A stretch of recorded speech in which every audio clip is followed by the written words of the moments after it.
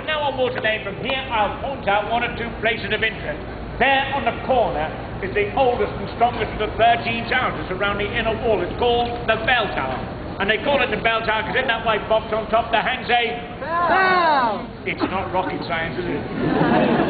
Now it built during the reign of Richard I, the Lionheart, but over the years the tower has held important business. The man for all seasons, Sir Thomas More, the author of Utopia, he was held a prisoner there, along with his good friend John Fisher, the Bishop of Rochester. Now, both of those men had defied the king, and they would not accept Henry VIII as the supreme head of the church here in England. They then spent 15 months there in intolerable conditions. But their spirit could not be broken. So the next logical step for Henry was to break their bodies. So in July of 1535, they were taken from that tower and up through the jeering crowds and up to that scaffold site upon that hill. And it was there before a vast mob, they would have their heads smitten from their shoulders. 400 years later, in 1935, would see both of those men being canonized as saints. But there was also another man held there too, Adam. At a later date in history, a man called James Scott, the Duke of Monmouth. Now, Great Britain had just come to the end of a very long and dismal period in its history under the Puritan leadership of Oliver Cromwell, the Commonwealth. Now, that was our little experiment with republicanism. It didn't work here. We invited a king back onto the throne, Charles II, and all of a sudden Great Britain became a lighter, a happier, a more joyous place to live. Theatres open, dance halls open, gaming houses open, and they even called Charles the Merry Monarch. And in celebration of those carefree days, Charles II himself would have 16 children. However, his wife had none of them.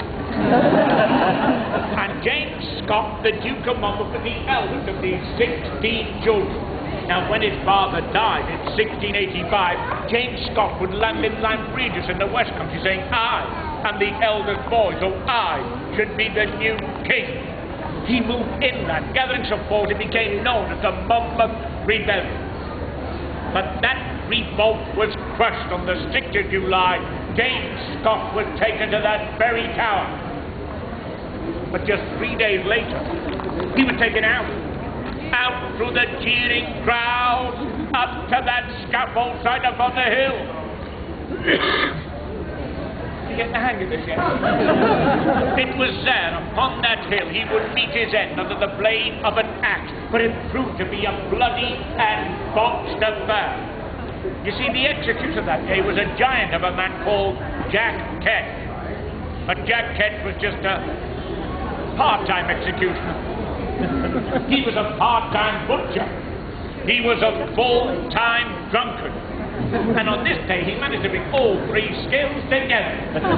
Now, when James Scott arrived on that hill on the morning of his execution, he would climb the steps up to the scaffold, and there upon the platform, he would be greeted by a man that was so drunk he could hardly stand up. Now, begrudgingly, he handed his money in payment to this man. He said, "Do your job well." He then laid his head down upon the wooden block. He closed his eyes. He winced and waited. He waited while Jack Ketch had another strong drink of liquor. Jack then picked up his heavy axe. He staggered back and forth a few times. He took the very best aim that he possibly could, and then down came the axe. There was a sickening thud, a crunching of bones, a gushing of frothy blood. But not even halfway through that neck. So up and down, up and down, up and down. 5 times in all flew the axe. But the head would remain stubbornly attached. By now, Jack Ketch was exhausted. He threw down his axe. He dropped to his knees. But he drew from his belt a tool of his trade, a sharp, carving knife, and then grasping the head he commenced to saw his way through the remaining gristle, the sinew, the flesh and bone. But what's strange about this tale is that on this occasion they brought the body back here to the tower for burial, as was traditional. But 12 hours later, it was followed by the head from the bridge. The head and the body would be reunited in death and stitched back together. After all that trouble. And then he was buried 24 hours later in the Chapel Royal of St. Peter, and I'll show you later where he's buried. And should I forget, remind me, and I'll tell you why that head was stitched back on. Isn't that a terrible story? I shall never tell it again. Now, who's ready for a bit of romance? Me? Yeah! I finish at 8. Now let me tell you a love story. See all the windows on that large house up there? They all let light into a magnificent Tudor building which is known as Queen's House. Queen's House is still the home of the conqueror of the town of London to this very day. But there on the top floor, as the window abuts next to the bell tower, that was where a certain Scottish lord was once imprisoned, a man called the Lord Nithsdale. Now, he'd already faced trial. He was condemned to suffer death for his part in the failed First Jacobite Rebellion of 1715. But for the love of him, his wife would ride from Scotland by stagecoach through winter storms. And when the coach could get no further, she then saddled up a horse and she rode through blizzards and over hills and down to London to petition King George I for clemency. But she was merely granted just one final visit the day before the execution to say farewell to her husband. So with friends and supporters that she had here in the city, all the ladies came to the tower. They then entered that chamber. The Lady Nithsdale then concocted a very hasty plan of escape. She sent some of the ladies out of that chamber. And then some came back, some more went out, some more came back, until the man on guard outside had become so confused, he couldn't remember how many women were in there, and how many women were out. And then they disguised the Lord Nithsdale as a woman, which was difficult, because he was 6'6" and a long red beard. But successful they were, for he would leave that chamber with 4 ladies straight past the man on guard who didn't even bat an eyelid, probably indicating on how pretty the other 4 were. And they left the tower, leaving his wife in that room. She was weeping and muttering behind the door. Now, when she was sure that they were all clear of the tower, she bravely left that room and she said to the guard, "Please leave my husband alone. He is so distressed." She then left the tower, joined the others, and within weeks they were to flee to Rome. But of course, in all good love stories, they lived happily ever after. Isn't that nice? But what were we left with? What was our legacy in all this? We had an empty cell. There was a man in trouble, an angry crowd next day upon the hill, waiting for an execution that could never, ever go ahead. And a saying that we still use today. Because that man from Scotland had escaped from the tower. His crimes had gone unpunished. And even today when that happens, we still say, he got off scot-free. It all started here, you know. Write that down. Now, before we move on, just have a look at this gate. This is probably the most infamous gateway in history, Traitor's Gate. This and St. Thomas's Tower, those built to defend it, were erected during the reign of Edward I. Now, it was designed merely as a water entry from the River Thames, and they could then deliver goods, materials, safely to within this small harbour in the tower, and originally it was called the Watergate. There might be some surprise that we had one first. But it later became known as Traitor's Gate by the ferrymen and boatmen on the river who watched as prisoners were also delivered here too. And of course the next time they were seen, which is the head, set him on a spike on London Bridge. That's why they called it the Traitor's Gate. Many people have passed this way over history, and that tally includes 3 Queens of England, Queen Anne Boleyn, Queen Catherine Howard and the Lady Jane Grey, all passed this way prior to execution. But I'll tell you more about that in episode 4. But I'm now going to lead you in the footsteps that were taken by Anne Boleyn that day, so if you clear the gap, I'll lead the way. Mind the gap. Of their history. But before we depart along these cobbled paths that have been trod by kings and queens, through tales of murder, intrigue, executions, and romance, I want you to come back with me. Come back through the Mr. Town to the year of 1066, a date that is engraved upon the heart of every English schoolboy, because it's in that year when William, Duke of Normandy, William the Conqueror, had the audacity to invade England and defeat the Saxon king, Harold II, at the Battle of Hastings. And we're slowly getting over it. But William was crowned King William I on Christmas Day of that year, but of course he had many years ahead of him trying to subdue those unruly, those angry Saxons. And to help him do that, he started to build castles. Now the Normans built many castles here in England, but this was one of the first, one of the largest, and certainly the most enduring of them all. And it was in the year of 1078 that William authorized the building of a single stone tower and fortress, and we now call that the White Tower. Now we'll get a better view of that once we're in the inner wall. But over the years, successive monarchs then added to the defences around that central tower, until by the reign of Edward I, this had become the most impregnable fortress in all the known lands. But over the years, the tower itself was to be used in many ways. It was a home to kings and queens for well over 500 years. It was an armory where weapons would be manufactured and stored, and an observatory studying the planets and stars. But it also became the site of the most feared and infamous prison in all the land.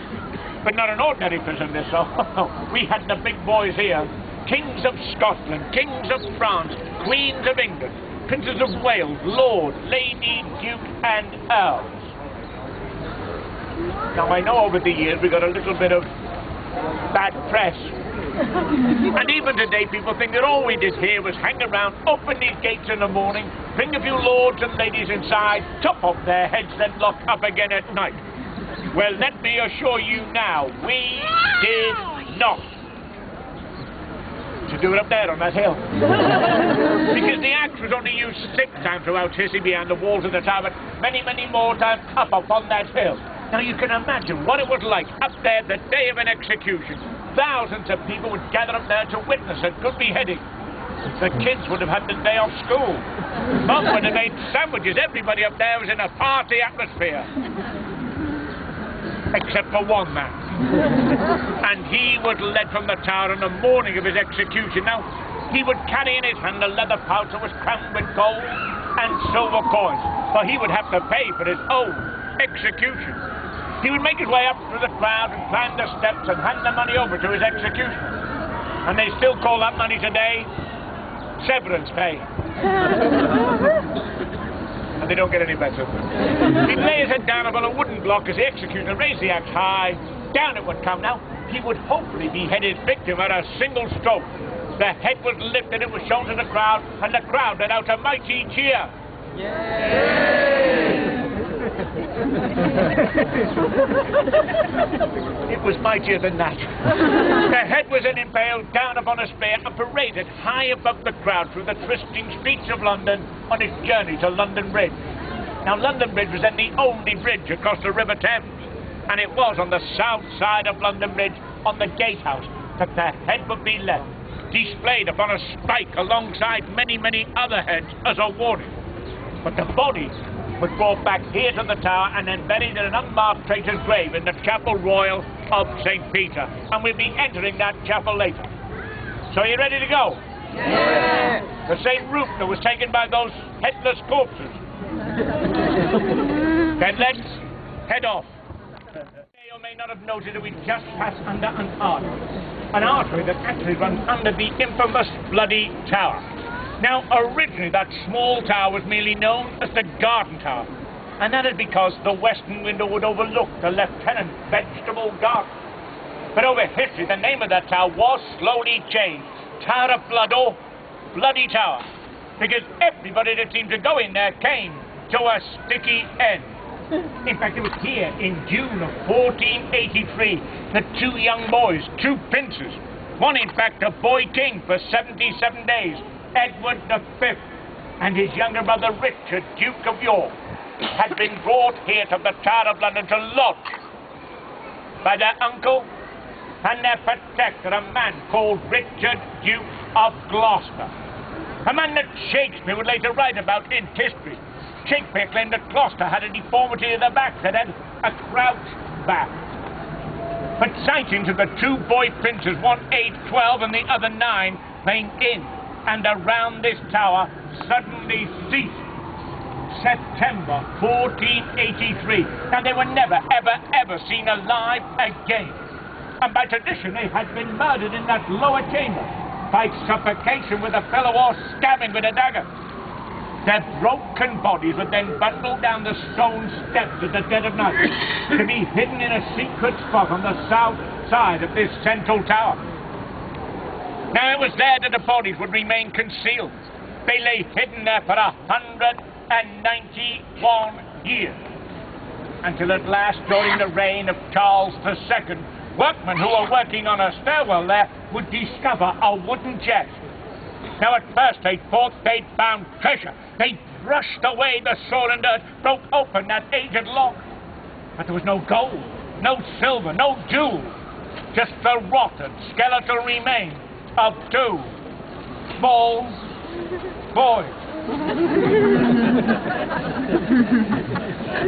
What's the story?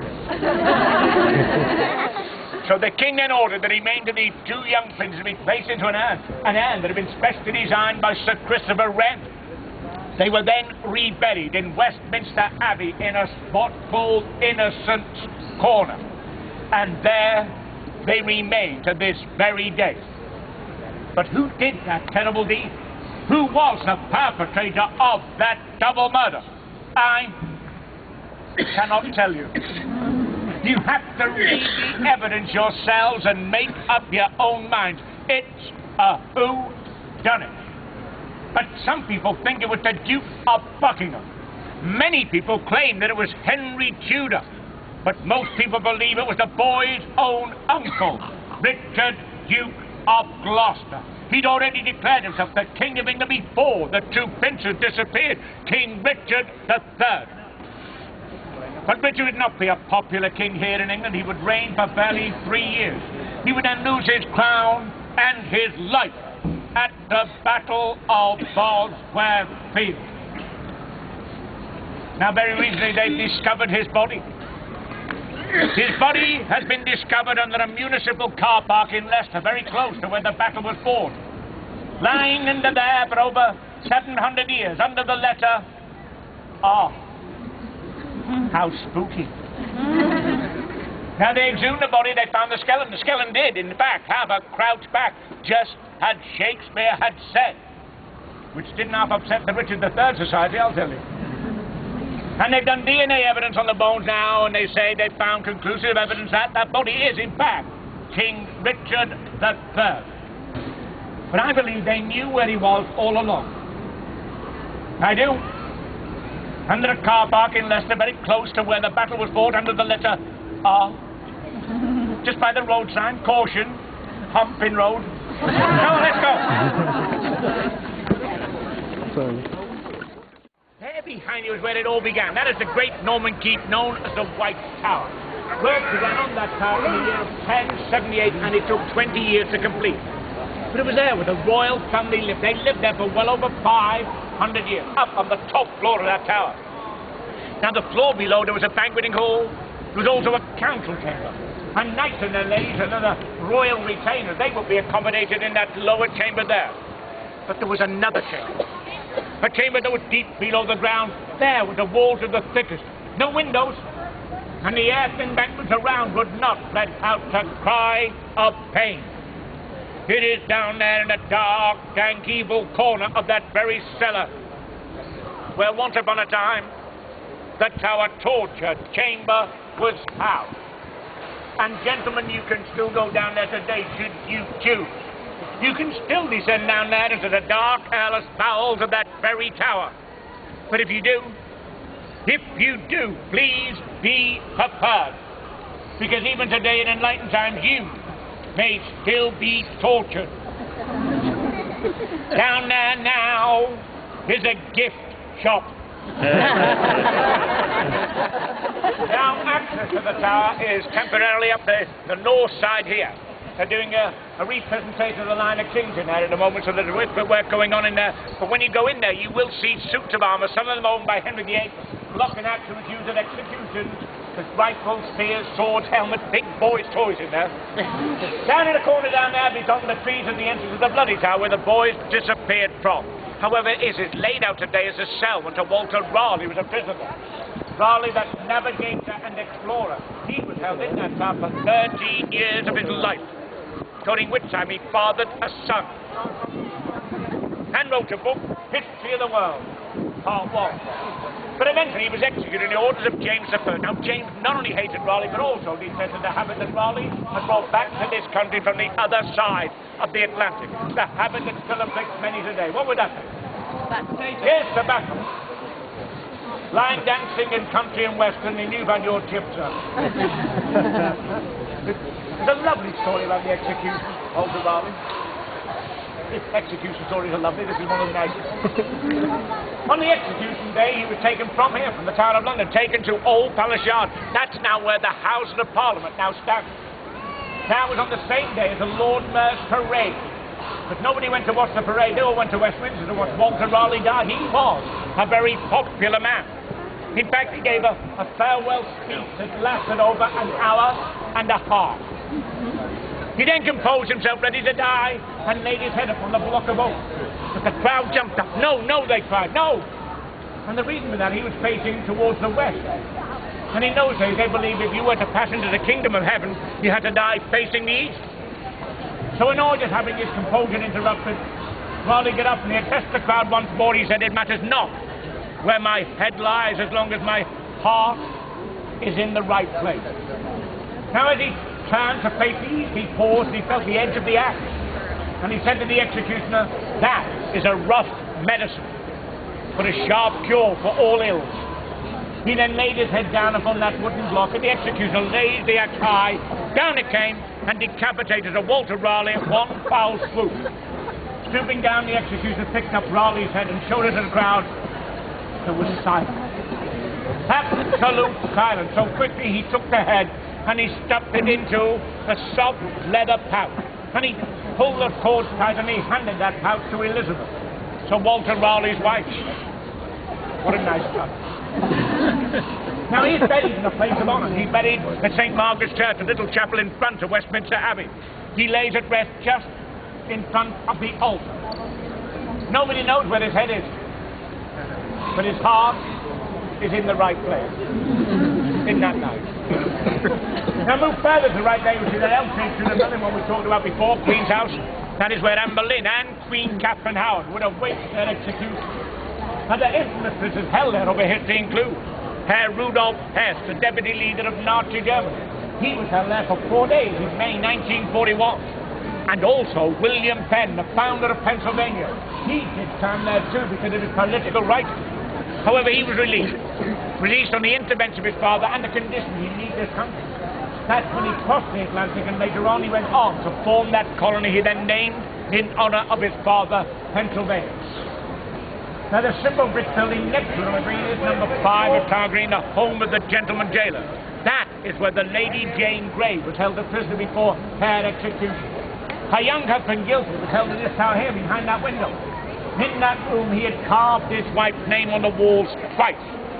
Now there are many inscriptions on the wall of that tower. Some of them go back over 500 years and have been left by prisoners. You can go in later and read them. Here before you on the green the private execution site on Tower Green. This is where the 6 savage executions took place over history. There was one man, Robert Steggall, the second Earl of Essex, and 5 women. 3 of those women would be Queens of England. I can show you where they lie at rest when we get into the chapel. But we're only going into the chapel, and I have to remind you before we go in there is no photography or video recording permitted within the walls of the chapel. So if you have those, they all died in the end. Cut. Now, if you do have one of those implements of Satan, a mobile phone, gentlemen, throw it in the river. Ladies, just switch yours off. Jot down your numbers and give them to me for future reference. Now, as you go into the chapel, remember, there's a small threshold step. It's no bigger than that. Been there for 100 years. Please remember to step on it. Do not try and step through it because it will trip you up. It will also be there on the way out too. Are you all aware about that step?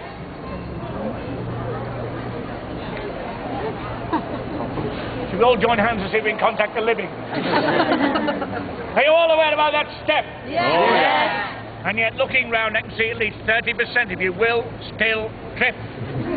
But I'm going to look on the positive side here. 70% of us are in for a good laugh. Now, when you go in the chapel, go straight down the aisle, fill up the seats from the front, use all the seats, leave no blank spaces, so we can get as many people sat in this small chapel as possible.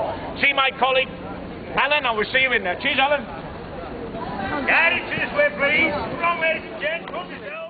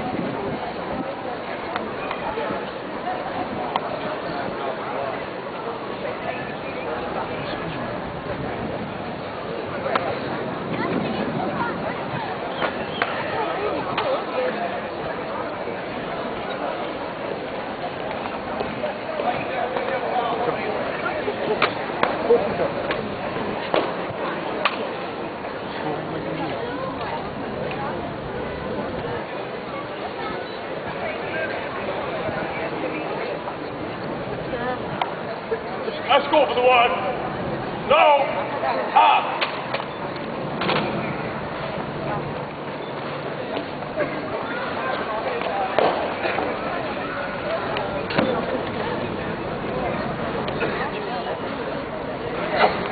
Let's go forward. Line up front. Left wheel. March.